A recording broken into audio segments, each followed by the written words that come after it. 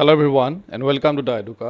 So recently আপোনালোকৰ exam হৈ গৈছে যিটো ADRE HS লেভেল আছিলে আজি আমি ডিসকাস কৰিম যিটো 29th যিটো আপোনালোকৰ এক্সাম হ'ব অলৰেডি আপোনালোকৰ এডমিট কাৰ্ড ওলাই গৈছে যদি আপোনালোকে এডমিট কাৰ্ড ডাউনলোড কৰা নাই তেতিয়াহ'লে কৰি ল'ব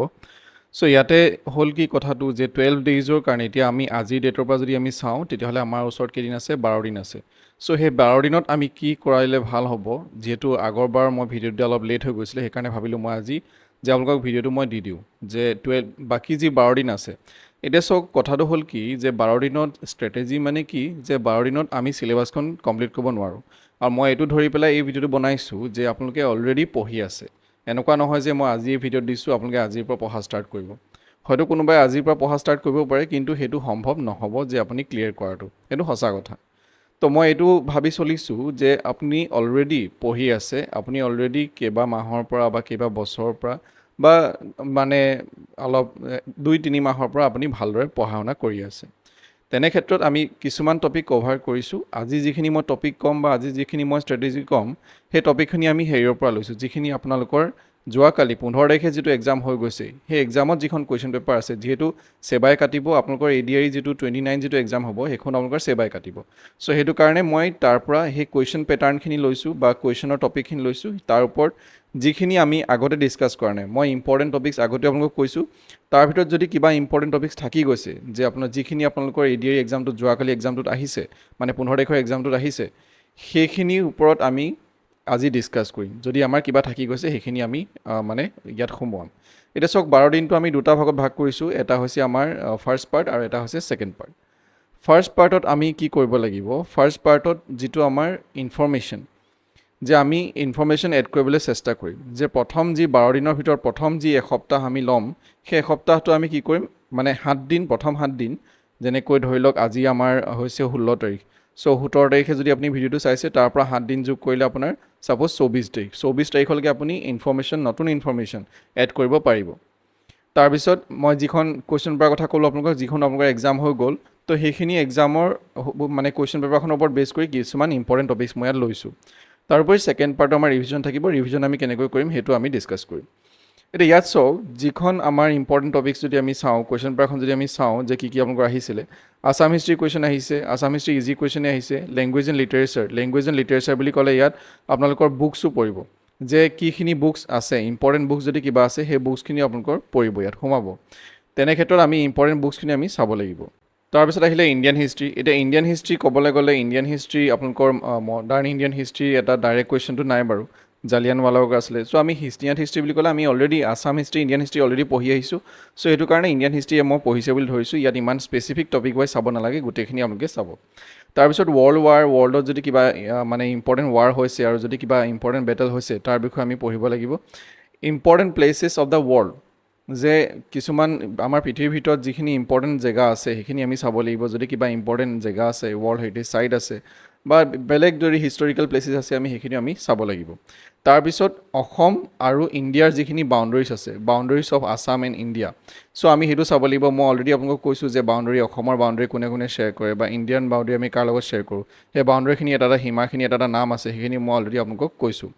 তাৰপিছত আহিলে হিমালয়ান ৰেঞ্জ মানে হৈছে যে জিঅ'গ্ৰাফিৰ এটা টপিক আছে যে হিমালয় ৰেঞ্জত কোনখিনি পৰ্বত শৃংখলা আছে কোনটো শৃংগ আছে সেইবিলাক আপোনালোকে চাই থ'ব হিমালয় যিটো আছে তাত আৰু স্পেচিয়েলি হয়নে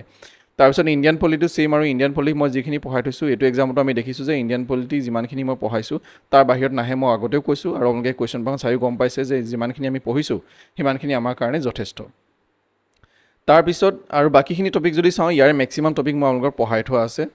ইম্পৰ্টেণ্ট প্লেচেছ অফ আসাম সেইটো মই কৈছোঁ হিষ্টৰিকেল প্লেচেছ হ'ব পাৰে বা বেলেগ আপোনালোকৰ প্লেচেছ হ'ব পাৰে সেইখিনি আপোনালোকে চাব হিষ্টৰিকেলৰ আদি কৰি বা ৱৰ্ল্ড হেৰিটেজ চাইট এতিয়া আছে তো সেইবিলাক আপোনালোকে ইম্পৰ্টেণ্ট প্লেচেছ অফ আসাম তাৰ ভিতৰত আমাৰ পৰিব টেম্পল আহিব তাত টেম্পলৰ পৰা আদি কৰি বেলেগ কিবা গুহা যদি আছে তেনেকুৱা ধৰণৰ বস্তু আমাৰ আহিব অসমৰটোখিনিও আমি চাব লাগিব ইণ্ডিয়াখিনিও আমি চাব লাগিব এইখিনি হৈছে আমাৰ 9টা টপিক তাৰপিছত আমি চাম যে কিবা ইম্পৰ্টেণ্ট স্পৰ্টছ পাৰ্চন আছে নেকি তেখেতে ৰিচেণ্টলি কিবা ট্ৰফি পাইছে নেকি বা আগতেও এতিয়া চাওক কাৰেণ্ট এফেয়াৰ্ছ বুলি একো নাথাকে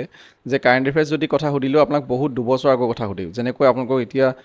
টকিঅ' অলিম্পিক্সৰ কথা সুধিছে যদি মই ইয়াত অলিম্পিক বুলি দিছোঁ আপোনালোকে টকিঅ'টো চাব লাগিব 2024ৰ চাব লাগিব আৰু 2020ৰ চাব লাগিব হয়নে চ' যদি কিবা ইম্পৰ্টেণ্ট স্পৰ্টছ পাৰ্চন আছে চাব অলিম্পিক চাব আৰু অসম আৰু ইণ্ডিয়াৰ কিছুমান যদি স্কিম আছে যেনেকৈ বসুন্ধৰাৰ কথা সুধিলে অৰুণোদয় আছে তো অসমৰ লগতে ইণ্ডিয়াৰ কিছুমান স্কিম আপোনালোকে চাব ছায়েন্সটো আপ টু ক্লাছ 10লৈকে মই ভাবোঁ আপ টু ক্লাছ 10লৈকে ছায়েন্সটো সকলোৱে পঢ়াটো উচিত আৰু তাৰ ওপৰত আমাৰ কুৱেশ্যন আমাৰ আহিয়ে থাকে এতিয়া এইখিনি হৈছে ৰিজনিং আৰু মেথছ আছে ইয়াত ৰিজনিংটো আমি যদি চাওঁ ব্লাড ৰিলেশ্যন আহিছে আমাৰ ব্লাড ৰিলেশ্যন এইখিনিতো অলৰেডি আপোনালোকক মই কৈ থৈছোঁ তথাপিও এবাৰ মনত পেলাই দিছোঁ যাতে থাকি নাযাওক পঢ়াত যাতে থাকি নাযায় পঢ়িবলৈ যাতে থাকি নাযায় চ' ইয়াত ব্লাড ৰিলেশ্যন আছে ডাইৰেকশ্যন এণ্ড ডিষ্টেঞ্চ আছে coding decoding speed time and distance আছে তাৰপিছত ৱৰ্ড স্পেলিং আছে ৱৰ্ড স্পেলিংটো মানে হৈছে যে কোনটো স্পেলিং শুদ্ধ তাৰপিছত ছিটিং এৰেঞ্জমেণ্ট আছে এইটো পাজল বুলি মই দিছিলোঁ আগতে পাজল আহিব পাৰে বা ছিটিং এৰেঞ্জমেণ্টৰ পাজল আহিব পাৰে বা বেলেগো আহিব পাৰে হয়নে তাৰপিছত মিচিং নাম্বাৰ কোনোবা এটা নাম্বাৰ নাইকিয়া হৈ থাকে বাকী আমি যদি মেথছৰ আৰিথমেটিকৰ ক্ষেত্ৰত চাওঁ পাৰ্চেণ্টেজটো মই কৈছোঁ মষ্ট ইম্পৰ্টেণ্ট এভাৰেজ পাৰ্চেণ্টেজ তাৰপিছত LCM এণ্ড HCF এইটো আপোনালোকৰ ক্লাছ 10ৰ কিতাপখনতে আছে চাৰ্কলটো আপোনালোকে চাব যে চাৰ্কল কেনেকৈ হয় চাৰ্কল আহিলে তাৰপিছত বৰ্গ আহিলে তাৰপিছত আয়ত আহিলে ৰেক্টেংগুল স্কুৱেৰ এইবিলাক আপোনালোকে চাই থ'ব বা কোন সেইবিলাকৰ ফৰ্মুলাবিলাক আপোনালোকে চাই থ'ব হা যে পৰিধিৰ ফৰ্মুলা কি হয় কালিৰ ফৰ্মুলা কি হয় সেইবিলাক আপোনালোকে চাই থ'ব নেক্সটটো হৈছে ট্ৰায়েংগল এতিয়া ট্ৰায়েংগল বুলি ক'লে আপোনালোকৰ সমবাহু ত্ৰিভুজ হ'ব পাৰে মানে ৰাইট এংগল ট্ৰায়েংগল হ'ব পাৰে বা ইকুইলেটাৰেল ট্ৰায়েংগল হ'ব পাৰে সমবাহু ত্ৰিভুজ বা সমকোণী ত্ৰিভুজ চ' ত্ৰিভুজ বুলি ক'লে গোটেই ত্ৰিভুজ চেপ্টাৰটো আপোনালোকে চাব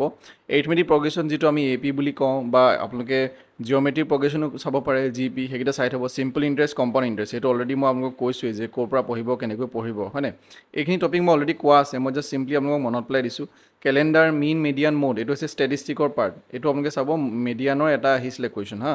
তাৰপিছত কিউব এইটোতো ক'লোৱেই যে কিউব আয়ত এইবিলাক বৰ্গ এইবিলাক আপোনালোকে চাই থ'ব এতিয়া এইটো মানে কিউব মানে এইটো ঘনক হা তাৰপিছত ইংলিছৰ ক্ষেত্ৰত যদি আমি চাওঁ ইংলিছৰ ইমান একো নাই ইংলিছৰ ইজি কুৱেশ্যনেই আহিছে চিম্পল ইংলিছ মানে মই কৈছোঁ লেংগুৱেজ হয় তো চিননিম এণ্টনিম এইবিলাক ওৱান ৱৰ্ড ছাবষ্টিটিউশ্যন কনজাংশ্যন কি হয় ৱৰ্ড স্পেলিং কি হয় সেইবিলাক আমি জানিলে হ'ল যেনেকৈ আপোনালোকে প্ৰিপজিশ্যন কি হয় চিম্পল টেন্স পঢ়িব ভাৰ্ব পঢ়িব সেইবিলাক আপোনালোকে narration active voice passive voice সেইবিলাক চিম্পল আপোনালোকে কৰিলে বা দুটামান প্ৰেক্টিছ কৰিলে আপোনালোকে পাৰিব ঠিক আছে ইংলিছ পাৰ্টটো এতিয়া আহিলোঁ আমি এইখিনি আছিলে ইম্পৰ্টেণ্ট টপিকখিনি ইয়াৰ PDFটো আপোনালোকে মই টেলিগ্ৰামত দি দিম ঠিক আছে এতিয়া ইয়াত চাওক ইয়াত যিটো পাৰ্ট 2 মই ৰাখিছিলোঁ পাৰ্ট 2টো এইটো কাৰণে ৰাখিছোঁ যাতে পাৰ্ট 2ত আপোনালোকে কি কৰিব যিটো আপোনালোকৰ পাছৰ যি আপোনালোকৰ 5 দিন থাকি যাব যে প্ৰথমে আমি এসপ্তাহৰ 7 দিন গ'ল তাৰপিছত 5 দিন থাকিলে 12 দিনৰ সেই 5 দিন আমি নতুন ইনফৰমেশ্যন একো এড নকৰোঁ যিখিনি আমাৰ নোটছ আছে সেই নোটছখিনিক আমি বাৰম্বাৰ পঢ়িম যিখিনি আছে সেইখিনিয়ে পঢ়িম কাৰণ আপোনালোকে দেখিলে যে আমি হাজাৰে পঢ়িলেও আমি কভাৰ কৰিব নোৱাৰোঁ মই অলৰেডি আপোনালোকক আগতেও সেইটোৱে বুজাই আহিছিলোঁ যে এতিয়া শংকুৰাজৰ কুৱেশ্যন আহিছে হয়নে যিটো মানে সেইটো আৰু এটা কি ক'ম সেইটো ইলজিকেল কুৱেশ্যনটো হয়নে নহয় এখন কুৱেশ্যন পেপাৰখন একো ষ্টেণ্ডাৰ্ড নাই য'ৰ যি মন যায় এনেকুৱা এইটোও হ'ব পাৰে যে চুমি বৰা কুৱেশ্যন আহিব পাৰে আপোনালোকৰ নেক্সট কোনো ক'ব নোৱাৰে মানে যি মন যায় সেইটোৱে দি দিয়ে কোনো ষ্টেণ্ডাৰ্ড নাই কোনো পেটাৰ্ণ নাই ঠিক আছে চ' সেইকাৰণে এইবিলাকত মাথা মাৰি লাভ নাই যে মই ইমান ইনফৰমেশ্যন এড কৰি মই শেষ কৰি পেলাম সেইটো আপোনালোকে মানে সেইটো পাৰ্চেপশ্যন নাৰাখিব ঠিক আছে তো ৰিভাইজ কৰক যিখিনি আপোনালোকৰ নোটছ আছে চিম্পল মেইন টপিকখিনি ৰিভাইজ কৰক তাৰপিছত আমি মেইনলি আপোনালোকে মেথছ ৰিজনিঙত ফ'কাছ কৰক তাত 100/100 আনিবলৈ চাওক স্ক'ৰটো বাকী জিকেত আমি মানে জিকেত কিবা নোৱাৰিলেও আমি ইগন'ৰ কৰিম ঠিক আছে ইয়াত সেইটোৱে লিখিছোঁ যে নতুন ইনফৰমেশ্যন আমি এড নকৰোঁ আৰু একেটা বস্তুকে আমি পঢ়ি থাকিম যিটোক আমি কি বুলি ক'ম ৰিভিজন বুলি ক'ম তাৰপিছত আপোনালোকে কি কৰিব অলপ ৰিলেক্স কৰিব আৰু এক্সামৰ আগত কি কৰিব মই অলৰেডি কৈ থৈছোঁ চ' এইখিনি আছিলে আমি এইখিনি ক'ৰ পৰা পালোঁ টপিকখিনি যে আপোনালোকৰ যি এক্সাম হৈ গ'ল 15 তাৰিখে ADRE তাৰ পৰা আমি এই কুৱেশ্যনখিনি আমি পাইছোঁ বা এই টপিকখিনি আমি পাইছোঁ তাৰ পৰা এনালাইচিছ কৰি পেলাই মই এইখিনি উলিয়াইছোঁ মই বেলেগে এনালাইচিছ ভিডিঅ' উলিওৱা নাই চ' ইমানখিনি আছিলে আজিৰ ভিডিঅ'টোৰ কাৰণে আপোনালোকে এইখিনি পঢ়ি যাব এক্সামটো দিয়াৰ আগতে মই ভাবোঁ আপোনালোকৰ ভাল হ'ব চ' থেংক ইউ ফৰ ৱাচিং this video' everyone bye bye take care